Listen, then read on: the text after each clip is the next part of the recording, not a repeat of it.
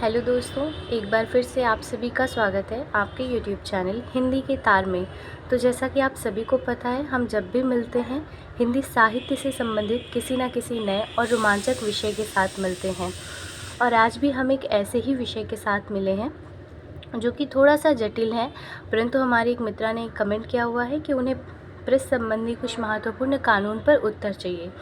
तो आज की यह वीडियो आप लोगों के लिए है और यह बहुत ही जटिल टाइप का प्रश्न है। इसका उत्तर पूरी इंटरनेट पर कहीं भी अवेलेबल नहीं है, तो है भी तो बहुत जटिल तरीके से है जिसको समझ पाना असंभव सा लगता है।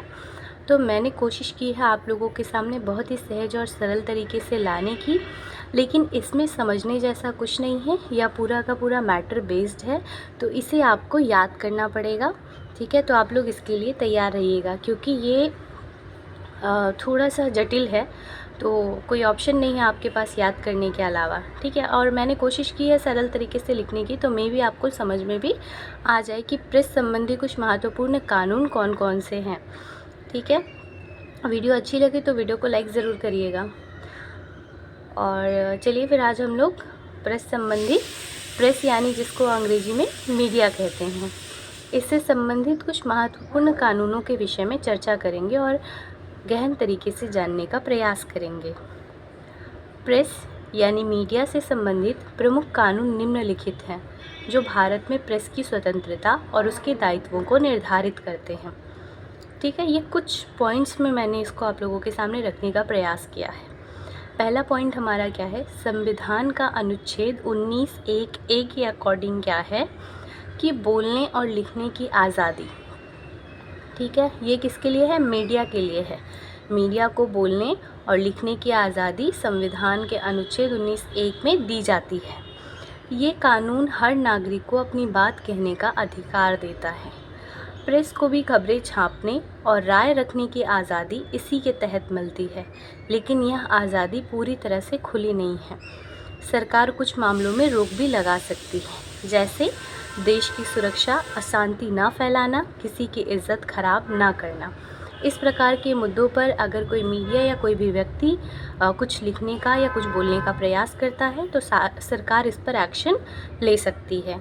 ठीक है, और हमारा दूसरा बिंदु क्या है, प्रेस और पुस्तकों का पंजीकरण। कानून 1867। यह कानून कहता है कि हर अखबार और छपाई करने वाले को रजिस्ट्रेशन कराना ज़रूरी है। इससे सरकार को यह पता रहता है कि कौन क्या छाप रहा है। यह कानून नकली और गैर कानूनी छपाई पर रोक लगाने में मदद करता है। ये दूसरा नियम है। तीसरा क्या है, प्रेस परिषद कानून 1978। इस कानून के तहत बनी है प्रेस काउंसिल ऑफ इंडिया, जो मीडिया पर नज़र रखती है। यह संस्था यह देखती है कि प्रेस सच और जिम्मेदारी से काम कर रहा है।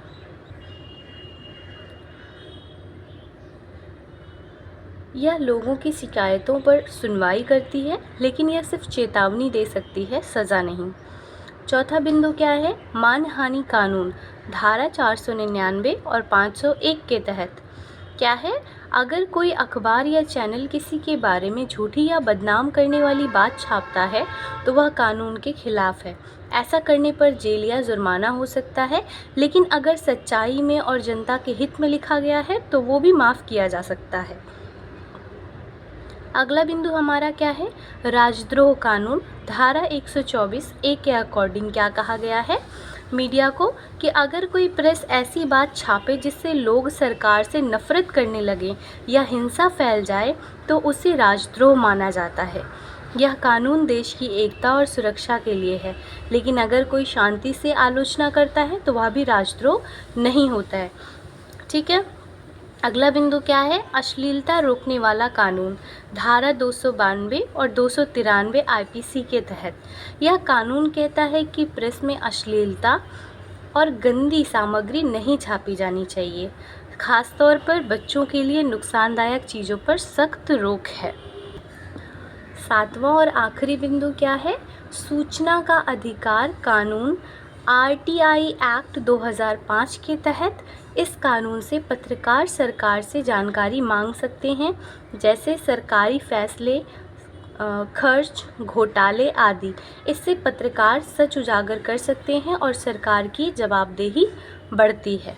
निष्कर्ष की ओर बढ़ते हैं। निष्कर्ष के तौर पर आप लिख सकते हैं कि निष्कर्ष रूप में हम कह सकते हैं कि भारत में प्रेस को संविधान ने आज़ादी दी है, लेकिन साथ में जिम्मेदारियां भी दी हैं।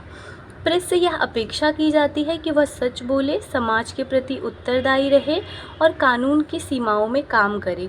उपरोक्त कानून प्रेस की स्वतंत्रता को बनाए रखते हुए उसके दुरुपयोग से बचते हैं। एक स्वस्थ लोकतंत्र के लिए यह ज़रूरी है कि प्रेस स्वतंत्र लेकिन उत्तरदायी रहे। तो इस प्रकार से 7 बिंदुओं के अंतर्गत मैंने प्रेस संबंधी प्रमुख कानूनों को रखने का प्रयास किया है आप लोगों के सामने। तो मैं आशा करूँगी कि यह आप लोगों को भली भांति समझ में आए। और फिर से एक बार मैं आप लोगों को कह दे रही हूँ कि ये जो प्रेस संबंधी प्रमुख कानून है, ये पूरा का पूरा मैटर बेस्ड है। तो मैं ये नहीं कह सकती कि आपको बहुत अच्छे से समझ में आएगा, लेकिन हाँ, आपको इस पर मैंने मटेरियल अवेलेबल कर दिया है, तो आप लोग बखूबी इसको देख सकते हैं, सुन सकते हैं, समझ सकते हैं, याद कर सकते हैं। इसके अतिरिक्त आपके पास MA graduation, like masters graduation और स्कूल लेवल में किसी भी प्रकार के हिंदी साहित्य से संबंधित कोई प्रश्न हो जिसका उत्तर आपको कहीं नहीं मिल रहा हो, तो आप लोग कमेंट बॉक्स में कमेंट कर सकते हैं। मैं आप लोगों के लिए आपके सारे प्रश्नों का उत्तर लेकर आऊँगी। वीडियो अच्छी लगी हो तो वीडियो को लाइक करें और चैनल पर नए आए हो तो चैनल को सब्सक्राइब भी करें। और डेली नए नए विषयों पर हिंदी साहित्य से संबंधित नए नए विषयों पर वीडियोज़ पाने के लिए हमारे चैनल हिंदी की तार पर बने रहें। धन्यवाद।